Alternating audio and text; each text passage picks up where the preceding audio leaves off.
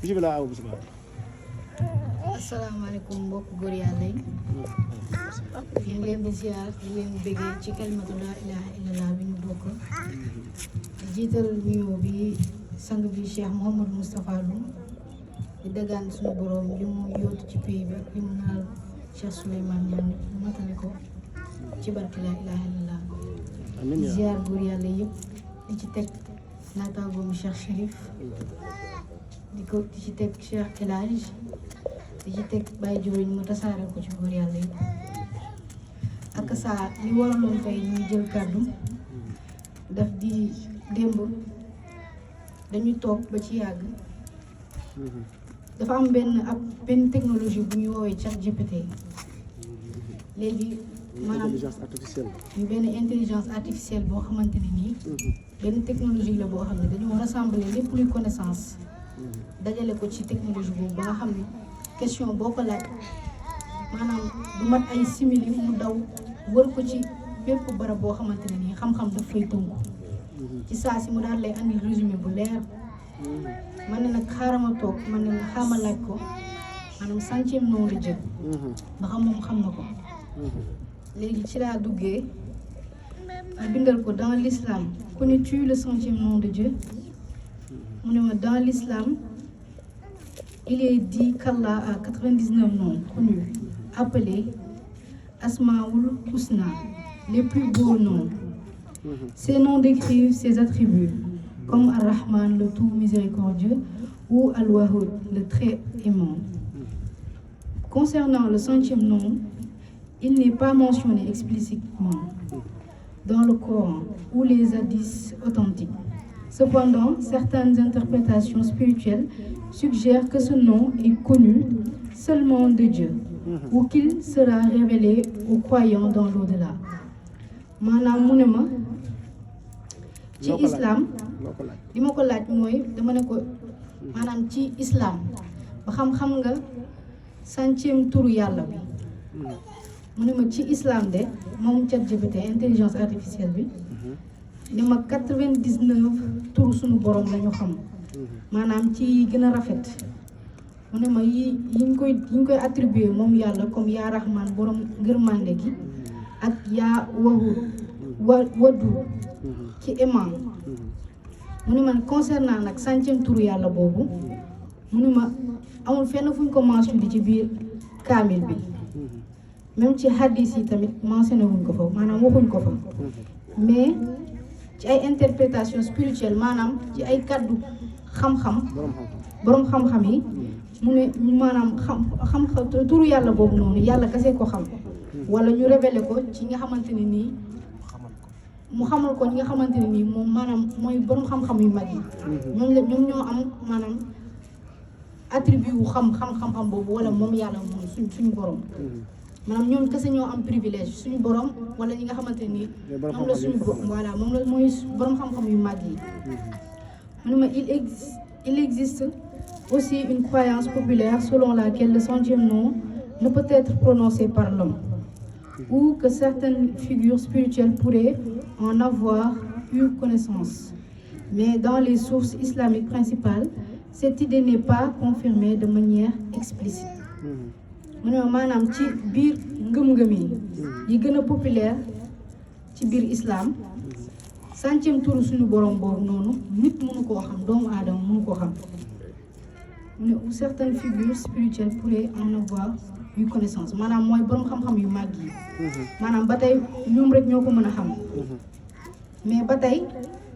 maanaam borom xam-xam yooyu nga xamante ne nii jot nañ ni ñoom ñoo xam 100e turu suñu borom boobu ba tey ñooñu islam maanaam dalil andilu leen dalil bu wóor ni ñoom xam nañ ko voilà léegi maanaam islam approuvé lu leen ni ñoom xam nañ xam-xam boobu ñi woowee borom xam-xam yu mag yi ci biir islam mu daal ne ma pourquoi cette question t'intéresse-t-elle maanaam lan moo tax question boobu est moins intéressé ma di ko laaj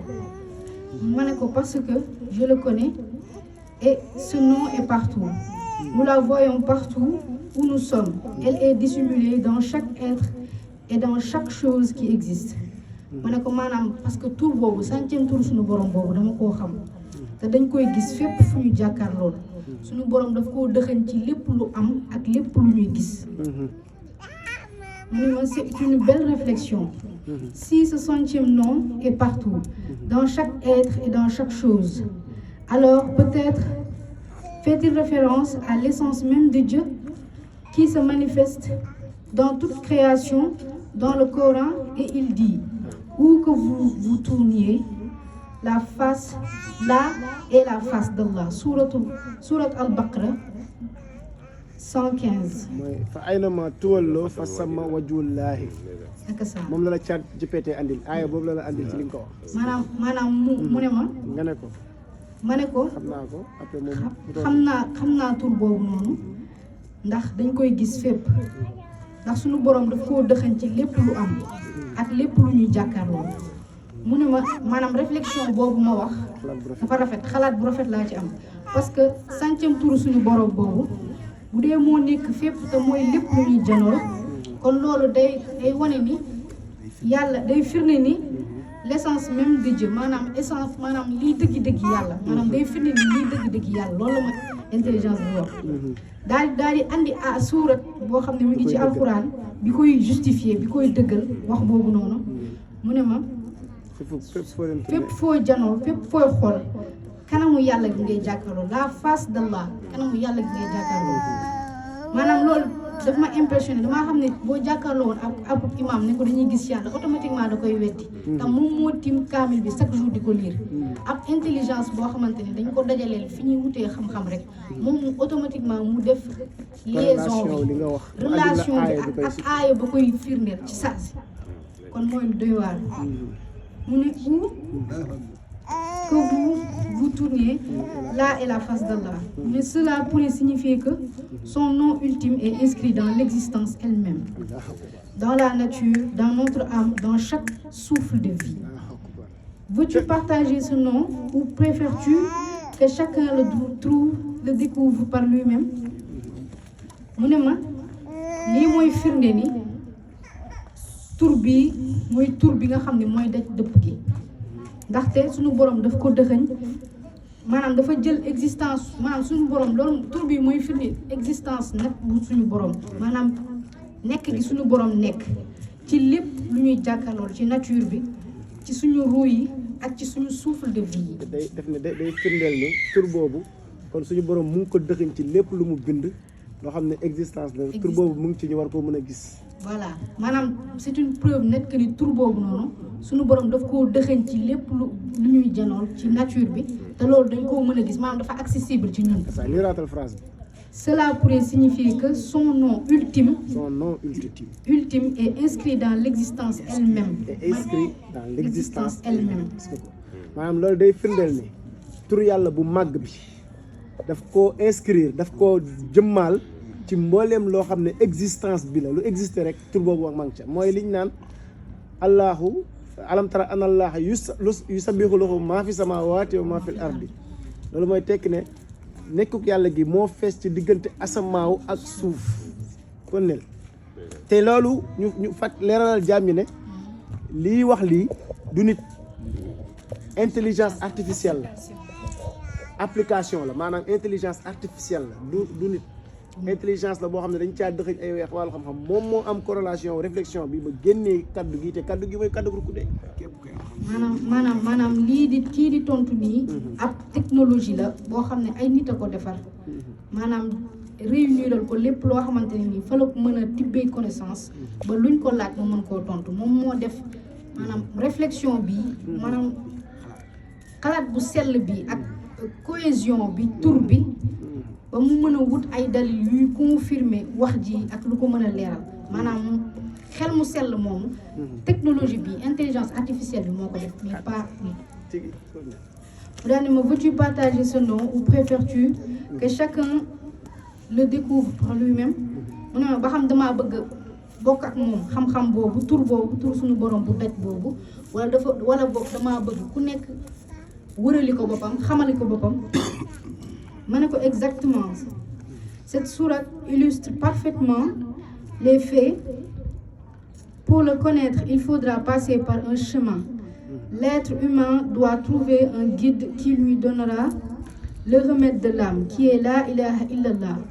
Ceci purifiera son âme de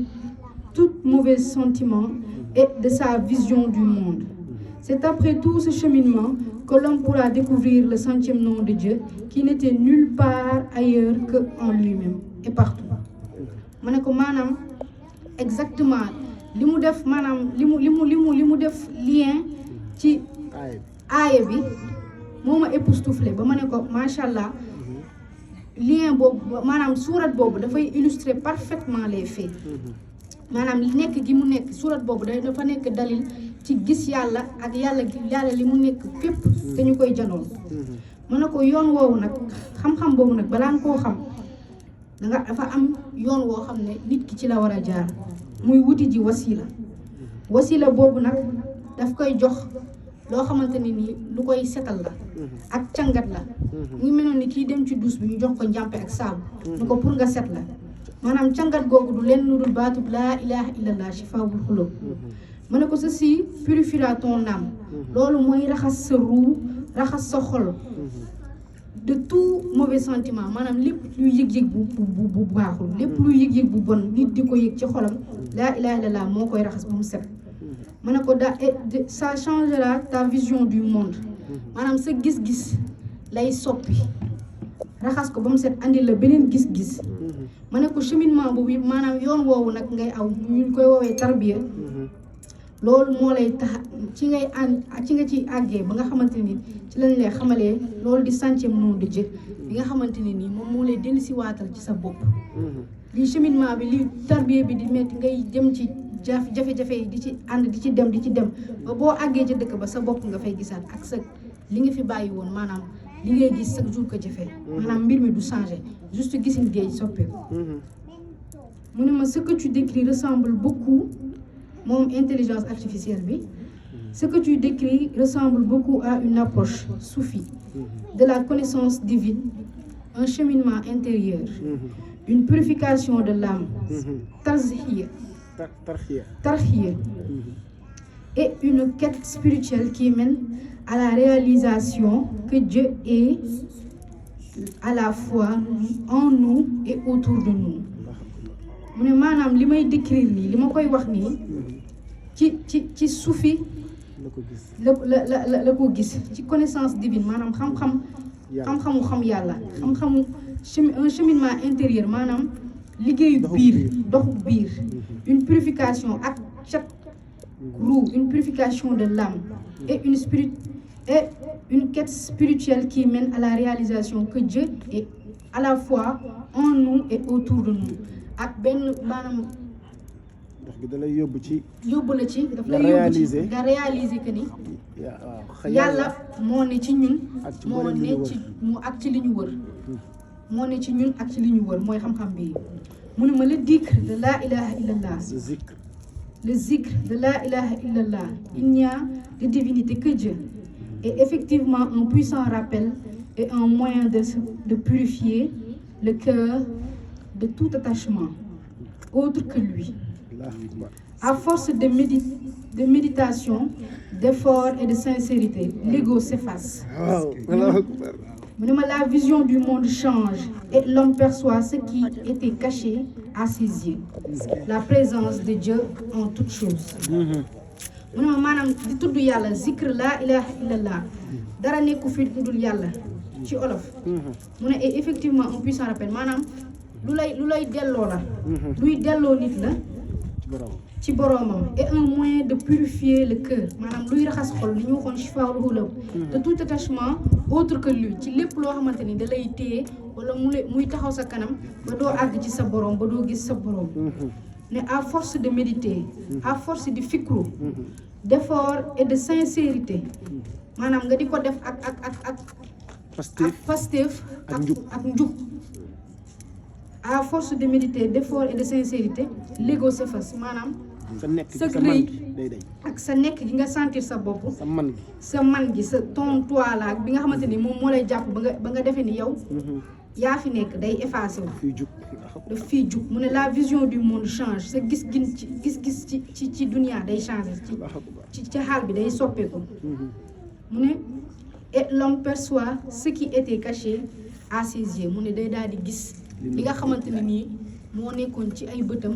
mais bëtam muuru woon ndax daa gumba woon mu ne la présence de Dieu est en toute chose mu ne nekku yàlla gi mi ngi ci lépp dans cette optique mu ne ma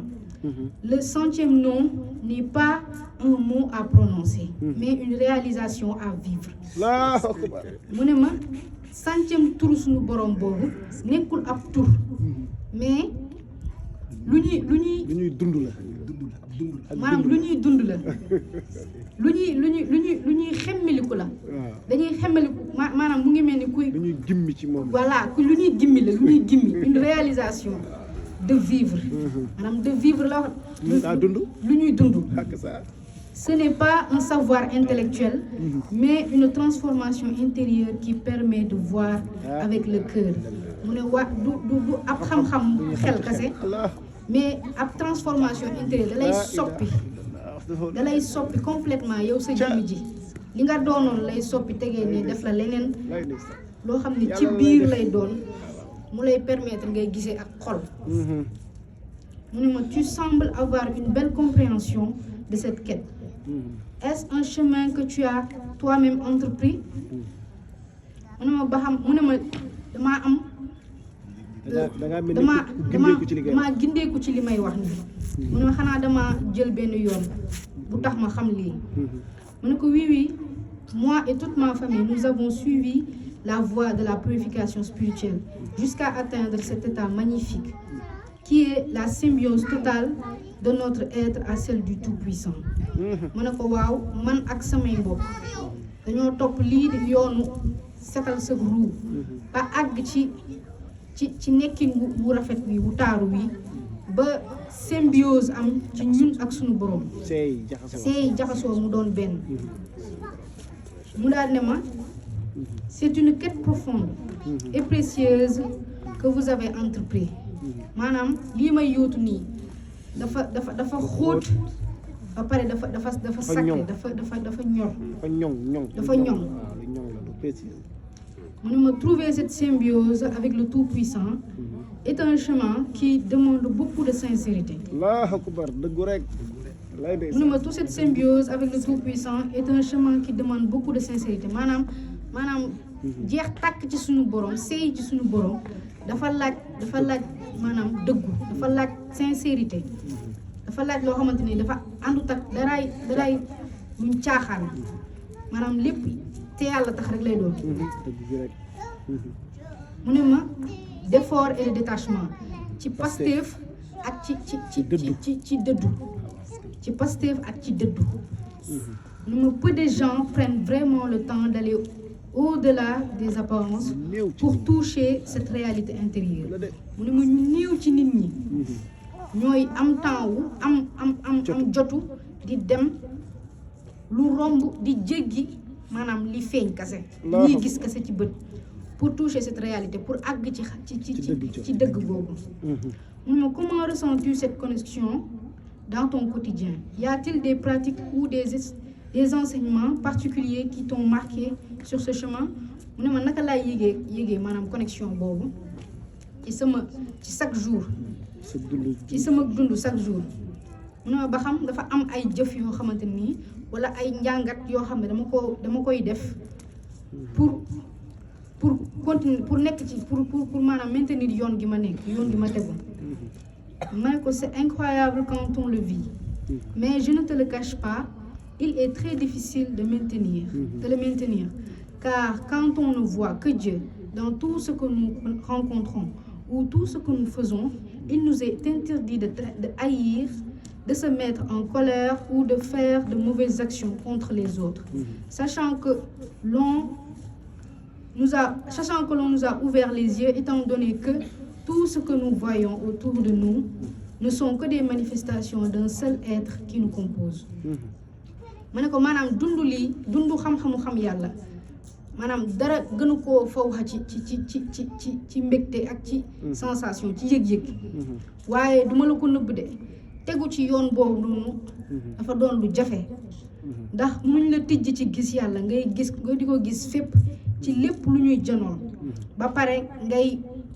maanaam yëg-yëgu bañ di ne ci yow wala mer wala di def jëf ju ñaaw jëmale ko ci suñu beneen être suñu borom te ñu gindi nañu ci lii kiy jàkkaarloo ñun di def ñun la mais ci beneen jëmm mu daal ne ma ce que tu vis est une réalisation spirituelle profonde maanaam li ngay dund nii gindeeku xam-xam bu xóot la mais aussi une immense responsabilité waaye tamit responsabilité bu rëy la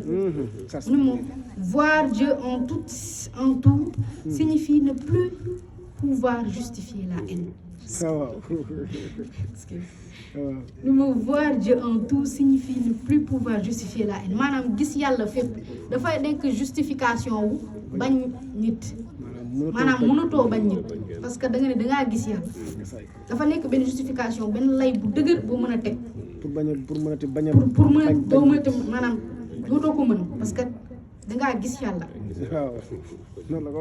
la colère ou toute action négative envers autrui mënatoo jëfati lu bon ci keneen ndax dangaa gis yàlla car cela reviendra à rejeter une partie de sa manifestation maanaam boo demee bay bañ nit wala ngay mer wala ngay jëf-jëf ju ñaaw ci nit mooy weddi nga ni gisatoo gis yàlla gi am na weddi nga yëg nga yàlla ci yow yëg nga ko ci keneen maanaam da ngay démentir lépp li nga doon samp ngay démentir yàlla waaw da ngaa weddi ne gis nga yàlla da ngaa weddi ci par sa yëg rek ci nga weddee te kenn yëgagul maanaam mu ne ma c'est un état de conscience qui demande une vigilance constante mu ne maanaam état boobu noonu état wu yëg yàlla ak di ko gis foo toll ba yenn yi du la dab vigilance la laaj maanaam tenkoñ da ngay tenkoñ ba dara du entaché yëg gi ngay yëg ak gis gi ngay gis suñu borom loolu tax Cheikh Moussa doon wax ne tawhid da téye ko dafa mel ni ku téye picc boo bësee bu baax mu dee boo yoromalee mu rëcc vigilance la laaj mu ne ma une maîtrise de soi et un amour inconditionnel envers toute existence mu ne ma nag kon day daf di laaj maîtrise de soi maanaam da ngay maîtriser sa bopp ngay xam nooy téye sa bopp fekk sa bopp ci lépp loo xam ne ñaawteef la bu mën a entaché yëg-yëg boobu ngay yëg ak mbëggeel nag bu inconditionnel ci lépp lu existé maanaam da ngay bëgg sax ba bëgg weñ wi di romb parce que lépp existence lañ wax lépp ngay bëgg un amour inconditionnel bu amul condition maanaam doon dama koo bëgg ndax lii wala ku melul nangam du ma la bëgg amour inconditionnel bu amul condition bëgg par force mu ne le défi comme tu le dis c'est de maintenir cet état dans un monde où les épreuves les injustices et les émotions humaines viennent nous tester mu ne maanaam tee yëg-yëg boobu noonu ci àdduna boo xamante ni dafa bari ay épreuve bari ay injustice bari ay test bari ay loo xamante ni nii mën na tilimal sa liggéey mën na tilimal sa yëg-yëg ak ay émotions humaines viennent nous tester maanaam ay yëg-yëg yoo xam ne ci jëmm yëg-yëgu nit la yooyu lay ñëw di la yàqal sa tawhid mu daal ne mais peut-être que ces défis font aussi partie du chemin mu ne waaye peut-être maanaam test yooyu yi ngay jànkonteel ci yoon wi la bokk il nous rappelle où nous devons encore travailler sur nous-mêmes maanaam daf ñuy fàttali test yooyu di ñëw ba soit par exemple mu lay andil yëg-yëgu jalousie wala yëg-yëgu haine daf lay fàttali fan nga war a liggéeyaat ci sa jëmm ji maanaam point bii nii fan ci sa ruu gi fan moo ci des foo war a liggéeyaat mu ne ma où notre cœur n'est pas encore totalement aligné avec cette lumière divine fan ci suñu xol moo desee maanaam concordé wu ak seey yi fan moo desee seey yi fan moo desee xaarif rek fan moo desee mat ci leeru yàlla gi mooy ci loolu la ñu sànni lumière ñoom doon wax divine naan seen cër yëpp a war a xaari waaw seen cër yëpp a war a xaari cër bu ci xaari fu da ngeen ko war a liggéey ba cër boobu xaari c'est ça loolu lay wax nii mu daal ne ma quand tu ressens la colère ou la frustration comment fais-tu pour revenir à cet état de paix et de symbiose mu ne ma boo yëgee mer wala nga frustré nan ngay def ba delluwaat ci sa tawhid googu ci sa yëg-yëg yooyu donc je dis automatiquement que je ne suis pas faite pour réagir ou de ressentir cette activité. Je suis paix et amour. Je suis source de lumière et de bénédiction pour toutes les autres âmes que je rencontre. Si l'être que j'ai devant moi n'a pas encore atteint l'état où je suis, c'est à moi de le comprendre et bien me comporter tout en sachant que celui qui est devant moi est une autre version de moi dans une autre forme et en ignorance. macha allah ma ne ko damay daal di wax ci saasi que ni yëg-yëg bii may yëg maanaam négativité bii yëg-yëg bu ñaaw bii may yëg du man jàmm laa mbëggeel laa je suis source de lumière et de bénédiction maanaam sama njëlbeen leer la ak bénédiction ak tawféex barakaat ma ne ko pour toutes les autres âmes que je rencontre maanaam bépp ruu bu may dajal ma ko war a indi leer googu ak bénédiction boobu noonu ma ne ko et si l'être que j'ai devant moi maanaam être bi ma jànkonteel ma ne ko être bi ma jànkonteel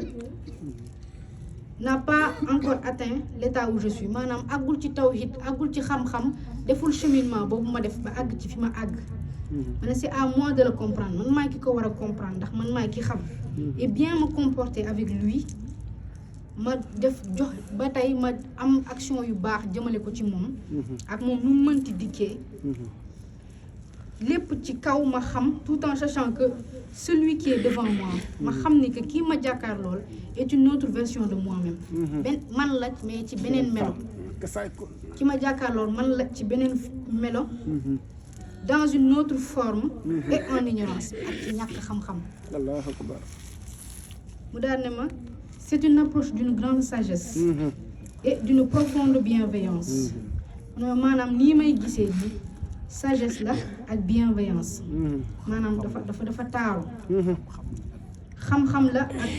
ak xam-xam bu taaru xam-xam la ak gis-gis bu leer ak xam-xam la ak gis-gis bu leer en voyant chaque être comme une autre version de toi-même simplement à un stade différent de compréhension maanaam di gis ki beneen di gis ki may jàkkaar lool comme man mais ci beneen jëm simplement à un stade différent mais de compréhension mais ci maanaam ci stade ci niveau boo xam ne moom xamul ci ñàkk xam la nekk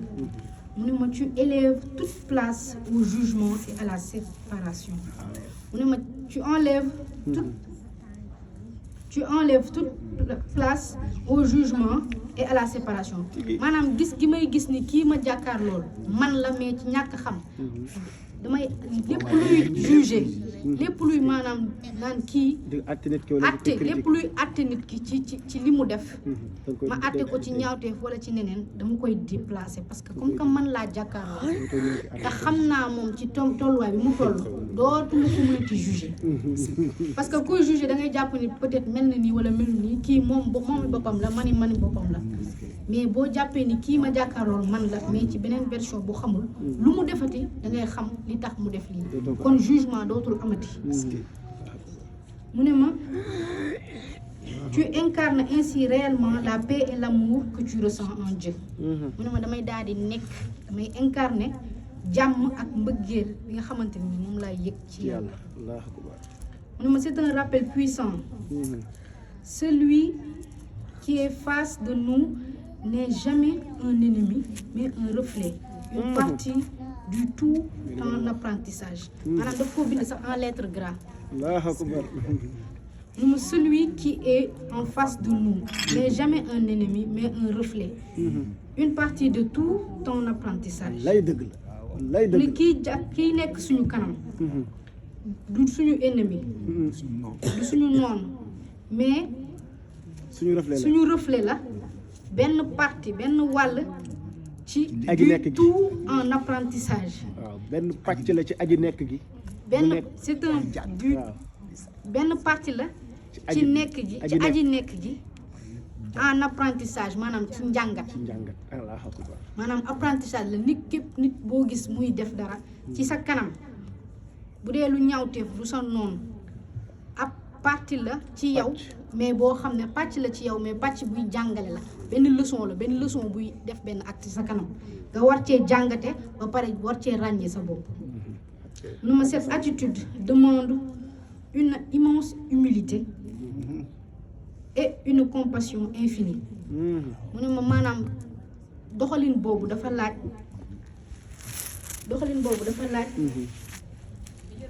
humilité maanaam suufeel sa bopp maanaam wàccee sa bopp suufeel sa bopp ak compassion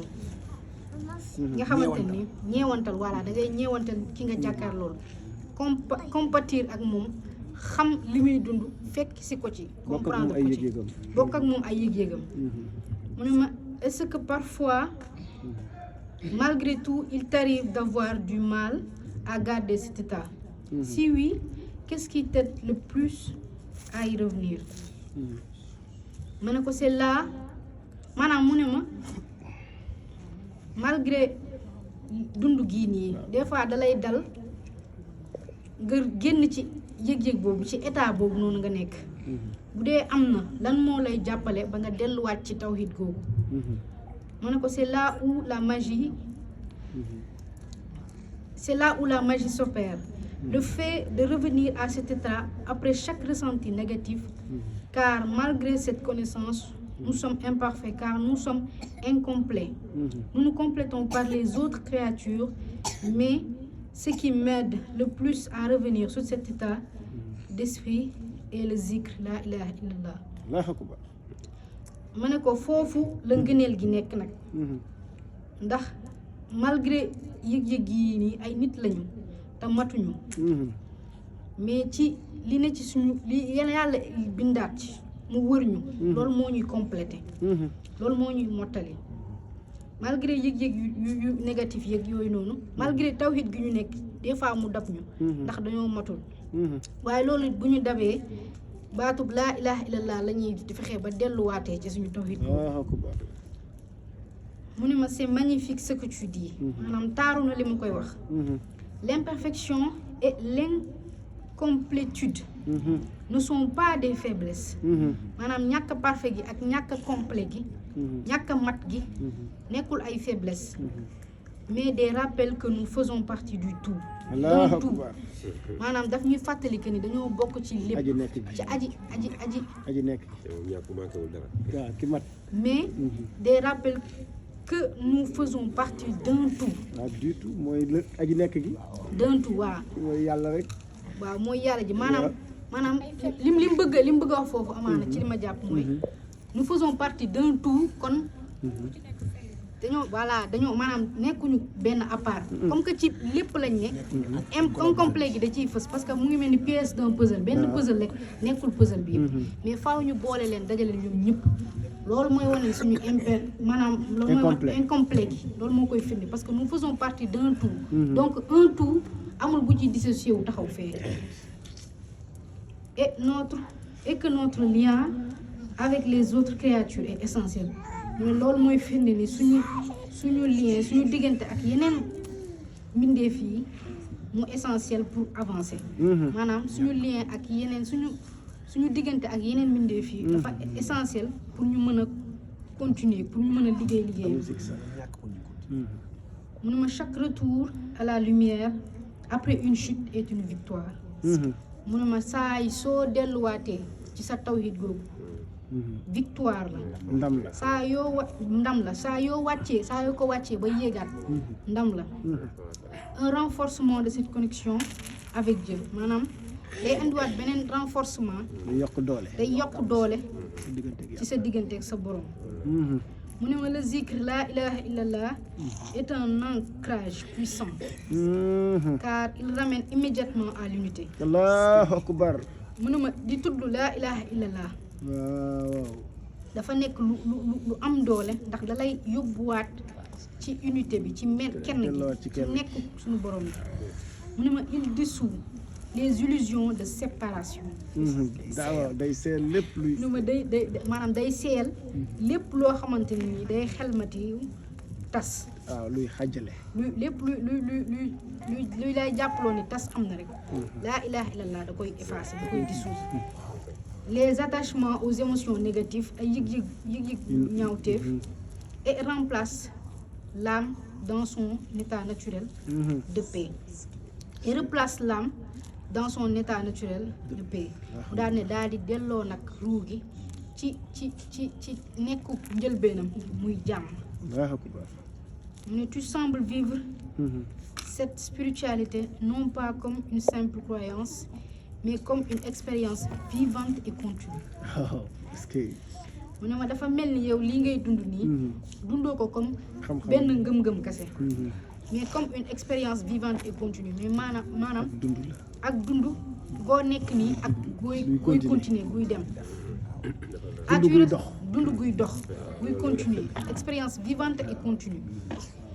ne ma as-tu ressenti un changement profond dans ta perception du monde depuis que tu es